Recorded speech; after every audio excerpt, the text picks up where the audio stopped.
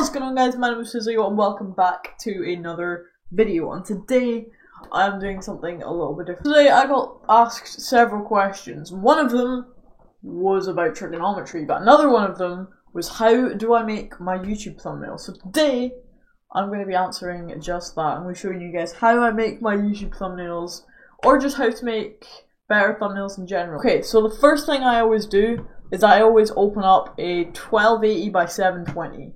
You want to make sure you're 1280, make sure you're in pixels firstly, don't be inches or centimeters or whatever. 1280 by 720, make sure the orientation is landscape, resolution 300, again in pixels, RGB color 8-bit, and then background, this doesn't matter too much because we're going to be going over it, but I just like to stick it on white.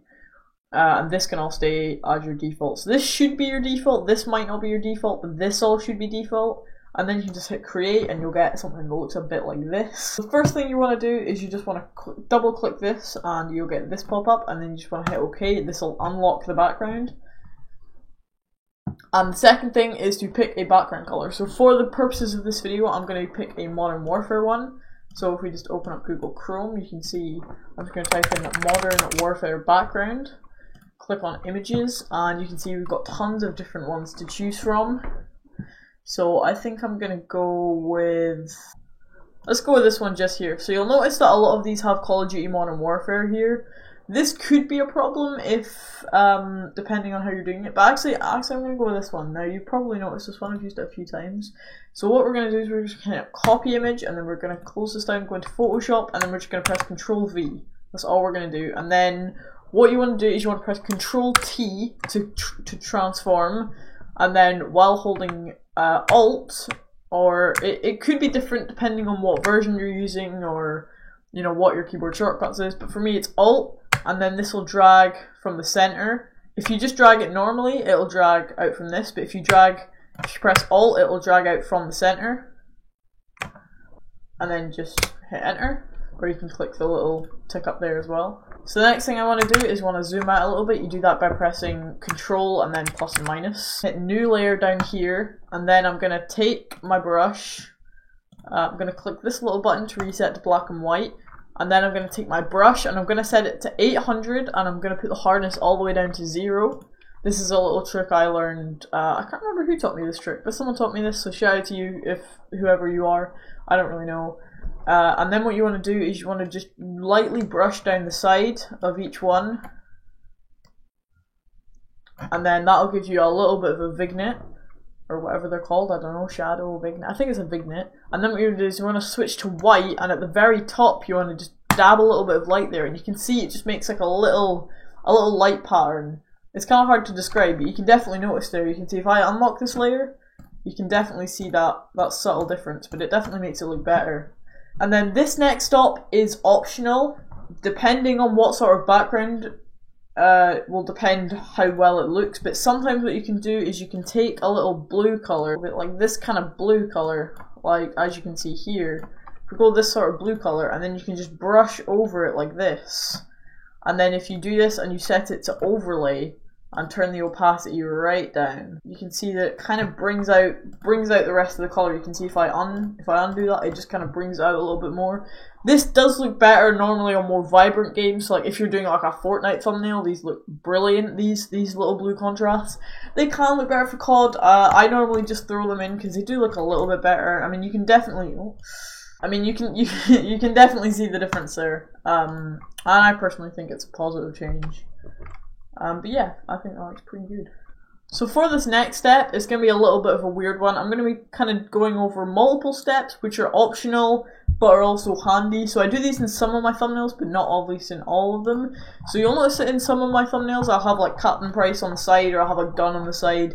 And I'm going to show you guys just exactly how I do that. So for this purpose, I'm going to get a gun. So let's just pick MP7 PNG. I'm just going to type in MP7 PNG. And hopefully we can find one where he's holding the gun. Here we go. This is one where he's holding the gun. I don't think this is from this. Yeah, this is from Modern Warfare 3. I don't know if we're going to be able to find one from Modern Warfare, this Modern Warfare game. Yeah, it's fine. For now, we'll just go with this one. So this is obviously not from the most recent COD, but it's fine. So you just want to click copy image, go back to Photoshop and do that. And if it's if it's not transparent and if it's like this, there is a few different ways you can do this. The first thing you can do is go up to this little lasso tool here, right click and go to polygonal, and you can cut around it. Or the easier way is to click on this little thing, right click and go to magic wand, and then just do that and then delete. That's the easy way. You can also select this one and select the bits you want to delete, but personally this tends to work easier for me. So what you're going to do is you want to press Ctrl T to transform, and then you're going to drag into the corner, and then we're just going to drag it out. This time I'm not pressing anything, I'm just dragging. You can see I'm just dragging with my mouse, not pressing anything, and then that'll keep it in proportion. And then what I tend to do is I'll tend to add like a white bit around this. Now this has actually got my hand, which isn't ideal, so I'm actually trying to find a better image because this one's kind of cuts off here. And then what I like to do is you want to double click this, and this will open up this layer styles tab, and then you want to go down to stroke, and you want to change the color to white, and make the stroke whatever feels good to you. First off, I'm going to try 5. That's a little bit small. 10's a bit big, so I think I'm going to go about 7 or 8. I think about 8. That's good. So that's actually what I had it already. And we're going to keep the opacity 100. Another thing you can do, because in this situation we've got a gun right here, you don't always have to do this, but sometimes if you think it looks better, you can click on this first layer here and you can go up to filter, blur, and Gaussian blur, and I tend to add this to like between a 1 and a 1.5. I'm going to actually test out both of these. I think I'm going to go 1.5. As you can see, that just ever so slightly blurs it. Nothing too serious, you can still clearly see what's going on here, but it does slightly blur it so that this just brings out a bit more, you know. So the next thing, and the most important thing, is obviously the text. So what I'm going to do is we're just going to click our little text tool, and there is tons of different fonts you can use. I'm not really going to tell you what font to use because this is just down to personal preference. A few ones I like, and the most common ones I use are Burbank Big Condensed, on Big Noodle titling, but I tend to use Burbank, and for the purposes of this video I'm going to use Burbank as well.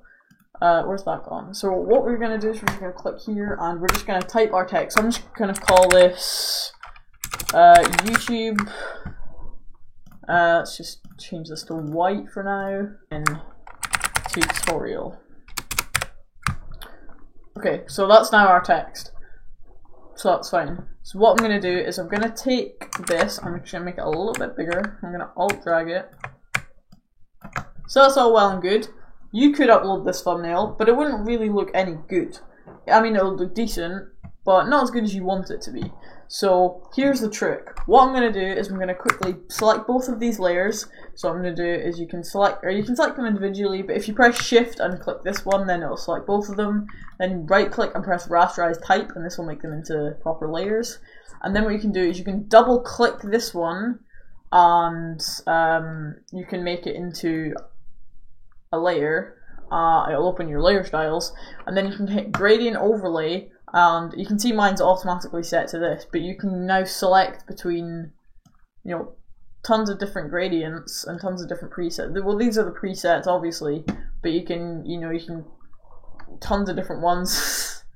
You can save presets and stuff, and you can change it. So for example, if I click this and then change the color, I can make it white. You know, all this different stuff, you can change it. I like this one though, because this is kind of my go-to one.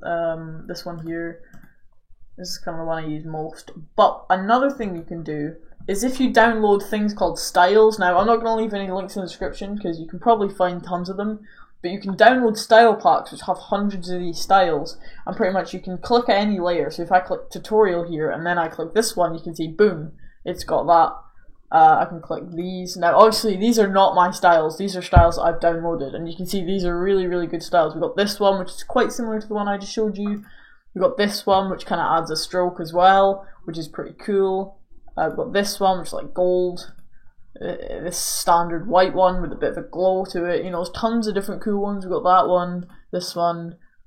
Ooh, I like that. Yeah, and you can literally just click any of these and they will give you I mean, there's this one, there's this one, you know, there's tons of really, really cool ones. that you can just add if you download these packs. So like I said, I'm not going to leave any links personally because I personally don't have many good ones. What I'm going to do is I'm just going to select this one because I think that one's nice. And then I'm just going to drag it down a little bit, and then I'm going to take YouTube, I'm going to drag it down a little bit. And what I like to do is, rather than just leaving this one as plain white, because that looks a little bit boring and people can tend to see it, is what you can do is you can click this one and then find like something very simple, like maybe something like that, or maybe even something a little bit more subtle like that.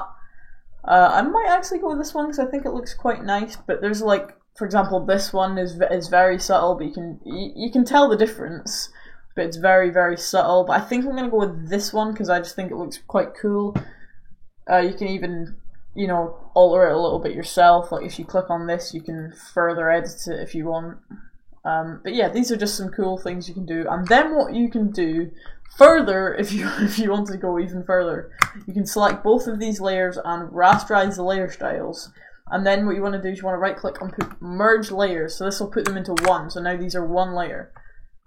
I'm going to drag it out a little bit, make it a tiny bit bigger, and then what you can do is double click this and go to drop shadow, and then I like to put my distance about 30 and then size about 40, and then what you want to do is you want to rasterize that, and then you want to do that again, add another drop shadow, do that about 3 times, and then you'll get a pretty nice drop shadow. You can see there, that's maybe a little bit overdone because the original text gave it a bit of a drop shadow, but you can see there, that is some pretty nice text. And that is a pretty damn nice thumbnail. So, as you can see, you can have this above, or you can have the text above. Personally, I'm going to have the text above and have the gun just slightly behind. Better that way. And you can see how automatically all these effects are starting to come into use. I mean, just a second ago, this was just plain YouTube, and this was just plain tutorial, plain white and everything, and it looked really messy. And, you know, if we just quickly hide some of these layers, a minute ago this was just that, but without the blur. And now it's, you know, now it's this. We've managed to turn just a simple background into this, which is the magic of Photoshop, you know. Now, I know I'm not the best at Photoshop, and I know I'm not the best at Photoshop. Did I just say that twice? I think I did. But yeah, if you want to make your thumbnails look like mine, firstly, I would be flattered. And secondly, that is how you do it. So yeah, that is how I make my thumbnails. If you have enjoyed this video, please don't forget to smash up the like button, don't forget to subscribe also if you are new around here. But yeah, that's all for me, and I will see you in a little bit. Peace!